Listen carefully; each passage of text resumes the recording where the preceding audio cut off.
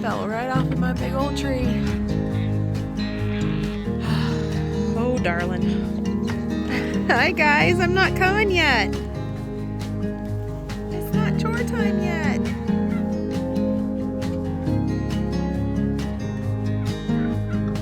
I'll be there in a few minutes. I gotta run to the post office. I'll be back.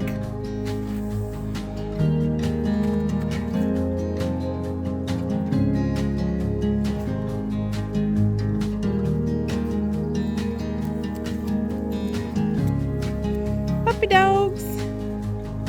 Trukin. Hi, bud.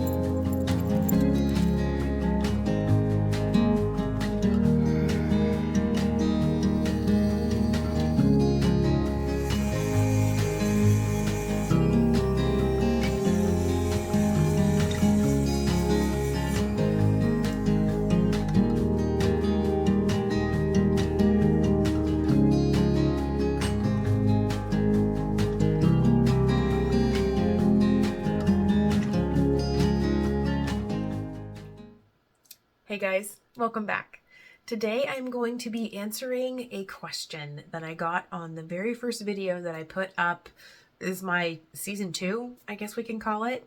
So I wanted to read this question and question/comment, and then I wanted to respond to it. So I'm sorry it took me so long to get to this. I am now to the point where I don't have a whole backlog of videos that we need to get put up. This is just like, it should go up within a day or two of me recording this at this point in time.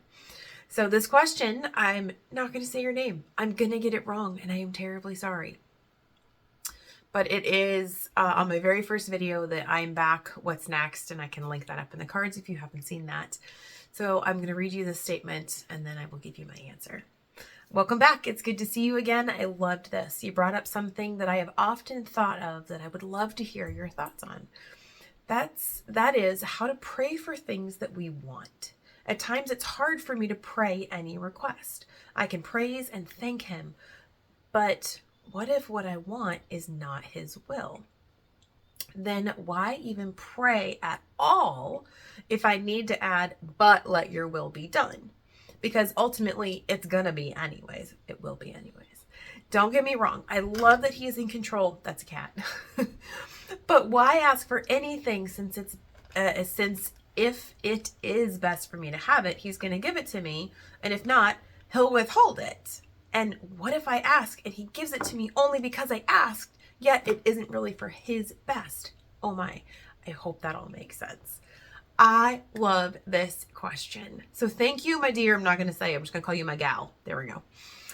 I love this question. This is an incredibly deep topic, and we could go so many places with it. But I'm going to get my notes back up because my notes disappeared.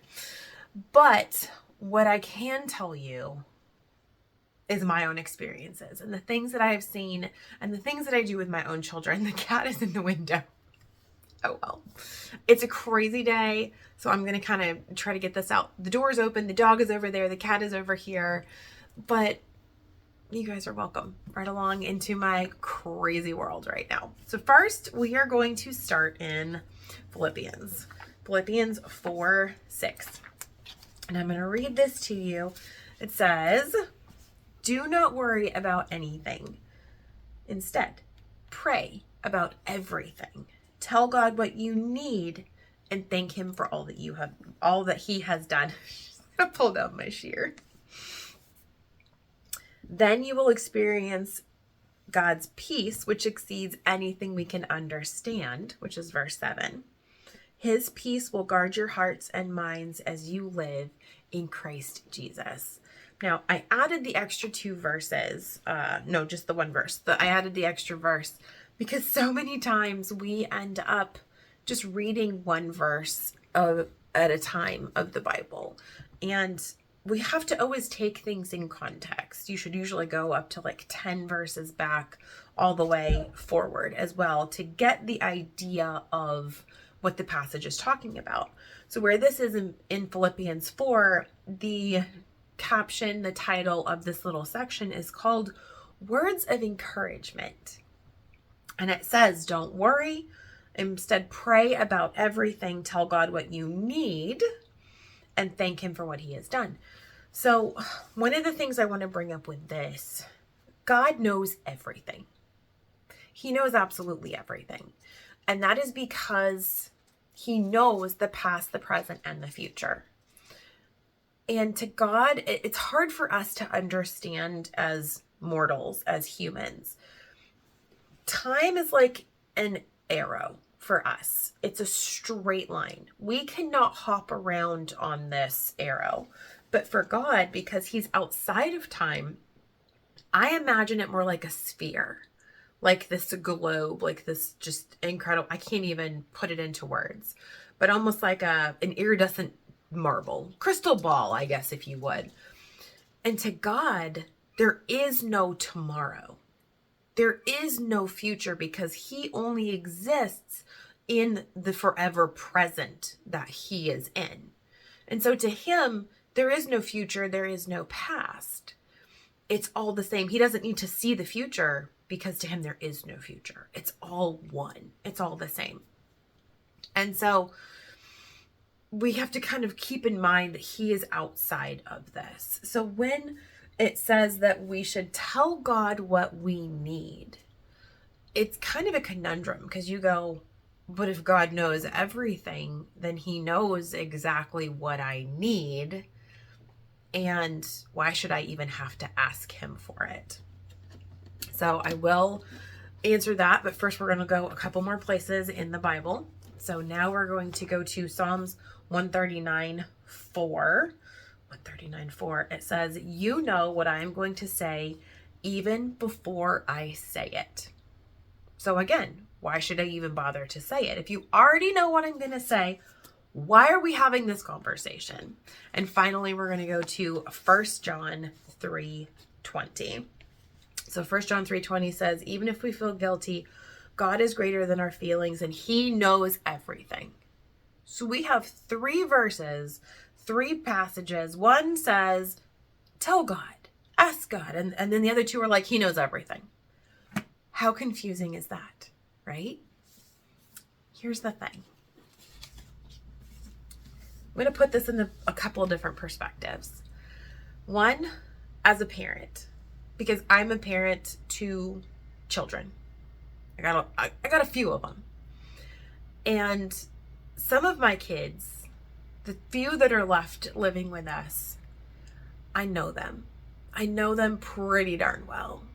And in any given instance, I probably know almost better than them in some cases what they would actually like, what they would enjoy, what would be good for them, if that's not every parent's curse ever. Hey kid, listen to me. And the kid's like, I'm good. But I know what would be better for them. I know what they would enjoy better, those types of things. But just because I know doesn't mean that I'm just going to give my kid everything that I know that they would want. Why? For several reasons. One, I want to have the type of relationship with my children that they can share their desires and their hopes and their wants with me. That is very important to me.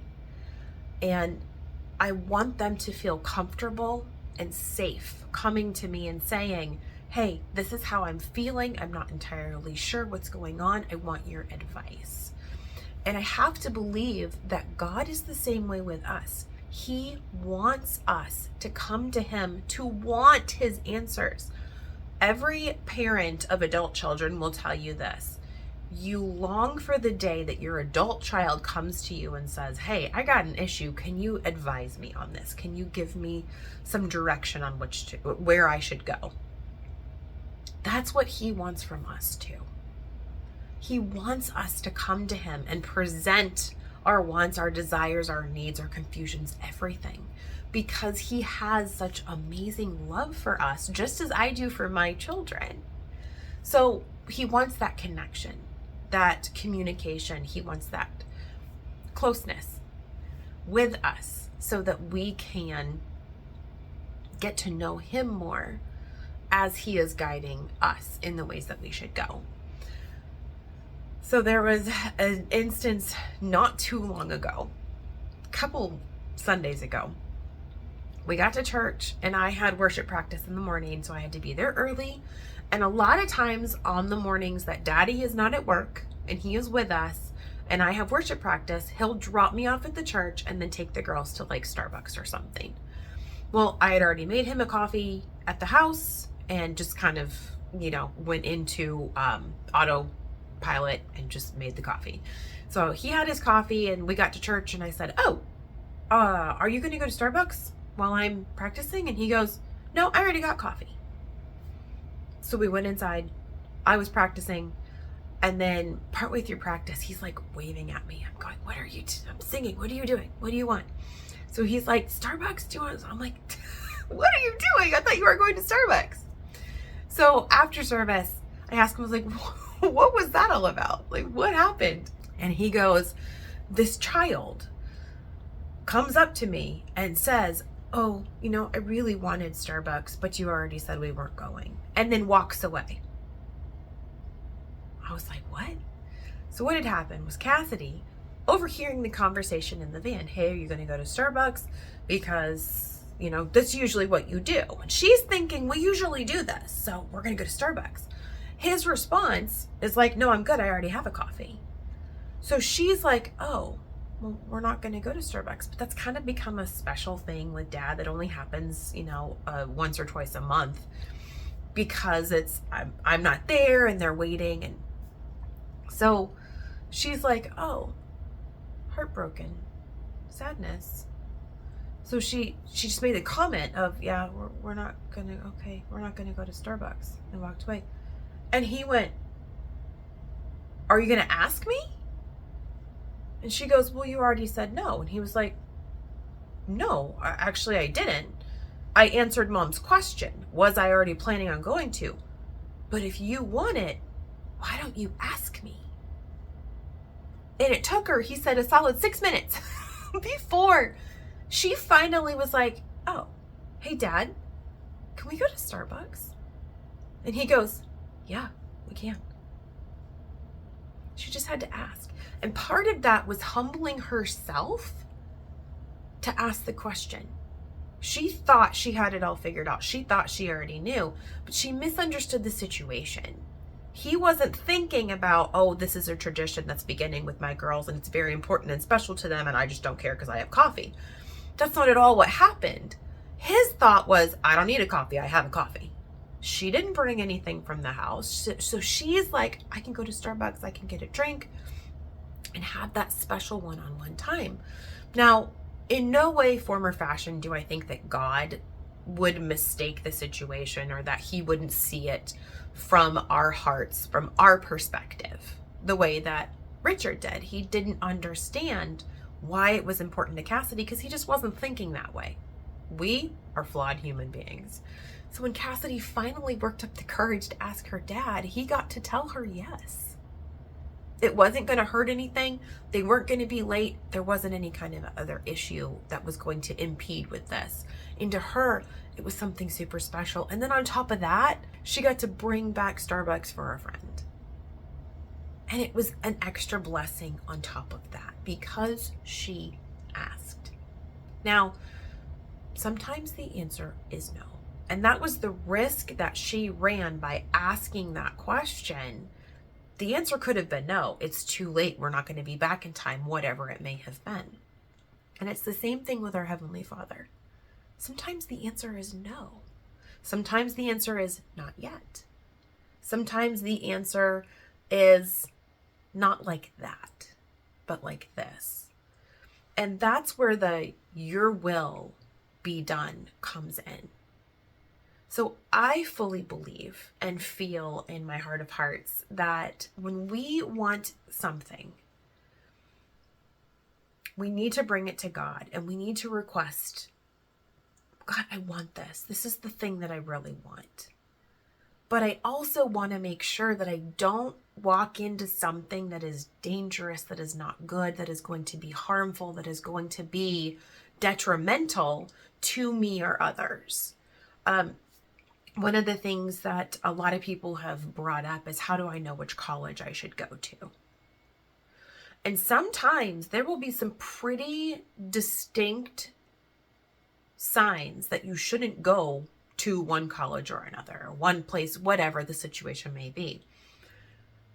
And you ignore those or you accept those, but sometimes you can't see a no. You don't feel a no, you don't hear a no, you don't sense a no. So then what do? How do you figure out which one is the best? And sometimes we get super stressed about what is God's perfect will for my life and which one should it be, because I don't want to mess it up.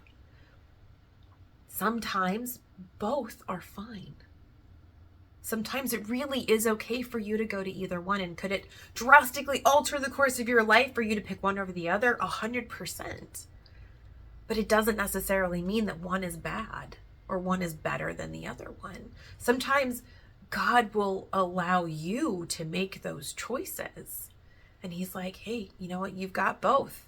Either one is fine. I can see the future to us, the future on either one of these paths, and it's fine. Both are permissible. Both are within my will. And I think the thing that we need to remember that makes this situation, no matter which way it turns out, God's will, he wants to go with us. More than anything, that's what he wants. He wants us to take him with us. So if I'm going to go to college A or if I'm going to go to college B, if I take God with me and he is in my heart, in my life, and he is the love of my life, the center of my universe, even when I'm at either one of these colleges, and I am living out my convictions in front of my dorm mates and anybody that I come in contact with, my professors, the people in the lunchroom. If I am living out my Christian life, I'm going to be a witness. I'm going to be the hands and feet of God. I'm going to be able to show his love to whoever I encounter.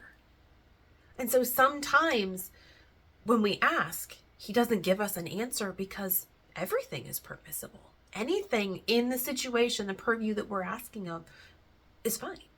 So sometimes he won't give us an answer simply because of that, because both of them, all three of them, however many, would be good. As long as we keep our focus right, that we take God with us. And that, I think, is the most important thing, is that we focus on him so much that we trust him and we know that he has good things for us. So if he were to tell us no, there's going to be a good reason for it. But sometimes he gets to tell us yes. So my final story is going to be me, my own personal story. Now, several years ago, when we moved to Wisconsin, my minivan was dying. It was on its last leg. It was starting to have some really interesting things happening. And it was time for us to look at getting a different car. So we traded in the minivan, and Richard was like, what car do you want? And he was looking at a Subaru for himself. So he was at the Subaru dealer, and he was there, and he said, he's like, I'm looking at these two Subarus, and what do you think? And trying to make a decision. And so he asks me, like, which one should I get? And I said, you know what? I think I should get that one. And it wasn't a minivan. And I've had a minivan for years and years. And I didn't get a minivan. And I'm thinking, I'm down so many kids. Like, I really don't need a minivan anymore. It's not a big deal. So he ended up getting me the Ascent, and he got himself the Wilderness, the Outback with the Wilderness package. And really short after that, I started to regret it. I missed my minivan. I used to be able to transport nearly anything in my minivan. Everything but a queen-size box spring I could fit in there. A full-size couch with a love seat on top of it. Like, so many things. I could move everything in the minivan. And then I didn't have a minivan anymore. And I loved my Ascent, but it didn't hold hardly anything. And I immediately started to regret it. And I thought back and I went, okay, like, where did I go off the rails here? I didn't pray about it. I didn't ask God. I didn't say, is this what you have for me? Is this what I should do? I saw a bright and shiny thing and I said, oh, I like it. I want it. And my husband said, okay, here you go. I made a decision outside of asking my Heavenly Father. And I struggled with that for a long time. I did not enjoy my car as much as I hoped I would. Some of the things, sure, I really enjoyed it, but so many other things I felt like it was lacking. And so I had to kind of war with myself. I made that decision and I had to stick to it. Could I have pitched a fit and insisted that I got something else? I mean, I guess so, but not really. Like, you're locked into that loan, and what are you going to do? So I was stuck in a car that was a blessing. It was an amazing car, absolutely gorgeous. And yet my heart was unhappy and I was unsettled. And that was something that I needed to deal with between me and God, because it was my fault. I didn't ask. I didn't talk to him. I didn't pray about it. So years have gone by and finally I'm at peace. This is my car. It's amazing. It's safe. It's sturdy. It's going to keep us safe in a collision. What could be more important than that? So it can't hold a full-size couch. Get over it. It's fine. And then my husband ends up totaling his car by hitting a deer. We're down to one car. And we stayed with the one car for a while. It was October till just recently in February. And we made it work. And I was grateful, super grateful to have my car. But there was that little twinge inside. Oh, if it had been this car, then I could have gotten a minivan. Oh well, it's okay. But no, we're staying with one car. It's okay. It was the car that fit the family better, all kinds of things. So grateful to have my car. 4 months later, I hit a deer. And thankfully, it did not get totaled. His was totaled because the airbags had gone off. Mine did not get totaled because my airbags did not go off, which now I'm super grateful. At first, on that same day, with all the emotions and everything, and Richard wasn't home, I was really upset that the car hadn't been totaled. And it was like, what kind of heart attitude is that?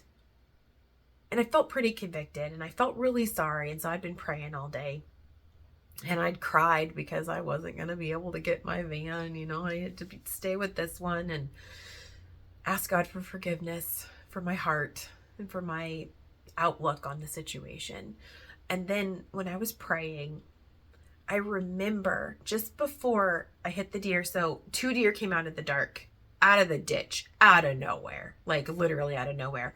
One of them ran in front of me and I was already slowing down. And so I kind of went over. There was no ice on the road or anything. So I kind of went over to go around behind it. And there was a second deer. And I was like, oh no. And I hit it. But I remember I looked over and I saw Richard, who was just hit a deer 4 months ago and totaled his car. So he's got a little bit of PTSD going on. He puts one arm in the center console and the other hand he puts up on the dashboard. And that flashed through my mind. And I felt like God was saying, what if the airbags had gone off? What would have happened to your husband? The airbag could have gone off, blown his arm back, broken his arm, so many things could have happened. So many things could have been so much worse. And I was just like, thank you, Lord. Thank you for not totaling my car. Thank you for protecting my husband, because that is what is far more important in this situation. And so I was just so grateful after that. And Richard came home, and as soon as I saw him, I started bawling. And he was like, are you sad about the car? And I was like, no, I'm so grateful you're okay. Because that's what really matters. It wasn't the stupid car. It was my husband. He was safe and he was unharmed. So later on that afternoon and that evening, I know it's the afternoon, we're talking and he's looking at me and he goes, "What do you want?" And I said, "What do I want? What?" I need a little bit more context because are we talking about like dinner? Or are we talking about a little bit bigger than that? Like, what do you mean? And he goes, "What do you want to do for the car?" And I was like, "Oh, well, we have the rental." He's like, "Not the rental. What do you want?" And I felt this little war inside of me. Don't tell him what you really want. Don't say it. Just tell him it's okay. It's okay. No, it's okay. Tell him the truth. No, don't tell him. And so finally I went, okay, I'm just going to tell him. And I said, "I want a van. I want a van." And he goes, "Look at my phone." "Look at your phone?" So he hands me his phone and he goes, "Look at my text messages starting with this number." And I look at the text messages and it says, "We still have the blue one. If you want to come in, bring your wife in and take a look." I read it 3 times. And I started to tear up and I looked up at him. And he goes, "Go look at my pictures." So I went over to his pictures and there's a sheet of paper there. And they already have everything all worked up. He knew what I wanted. He just wanted me to ask. And so I did. And by doing that, it confirmed to him that's what I wanted. And that day we went, we started the process of getting my van. And I love it. My husband wanted to give me what was going to make me the most happy. And I just had to ask. Sometimes the answer is yes, and sometimes the answer is no. If those airbags had gone off, my life would look a lot different right now. But God knew. And he loves me. And he wants the very best for me.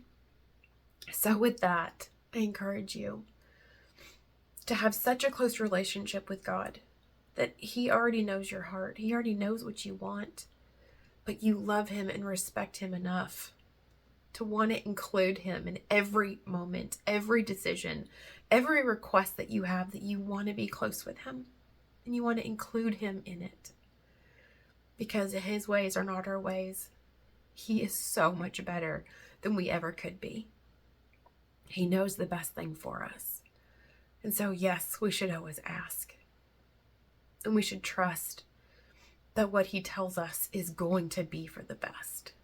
And I truly believe that the closer we get to him, the more yeses we're going to get, because our will begin to line up with his. So I'm sorry, I was not going to get emotional about that, but I just had to share all of that and to answer that question. So that's my views on everything.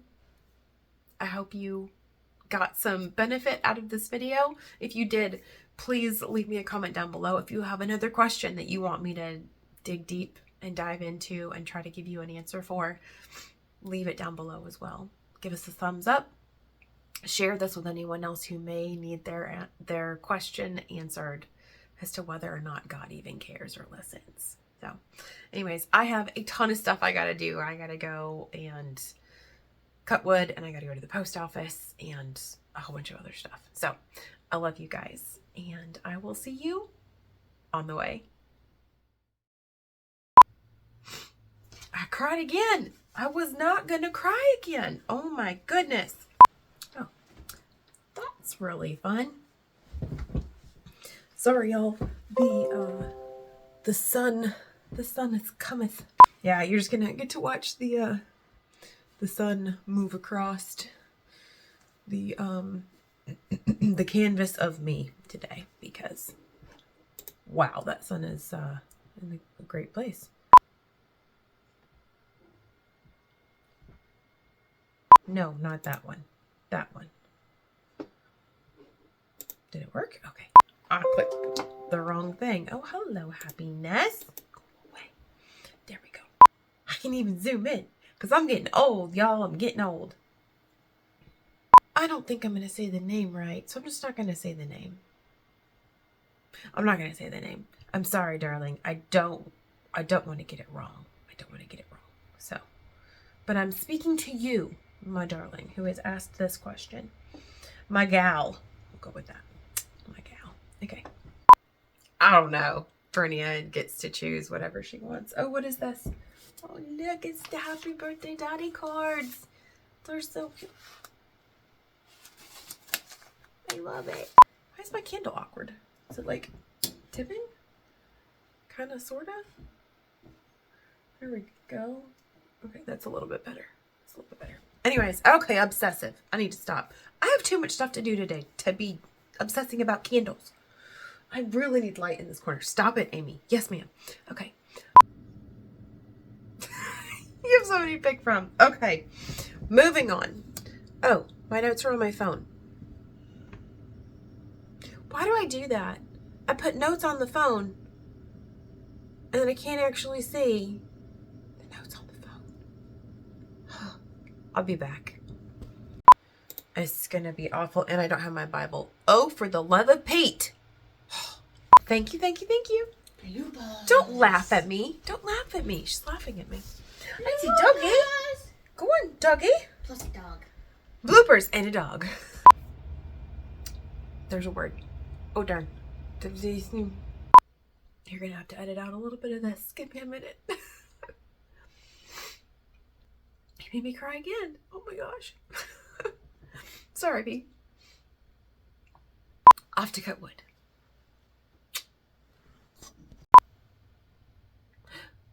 Why are you recording again? I said stop. And you're recording again. I got nothing.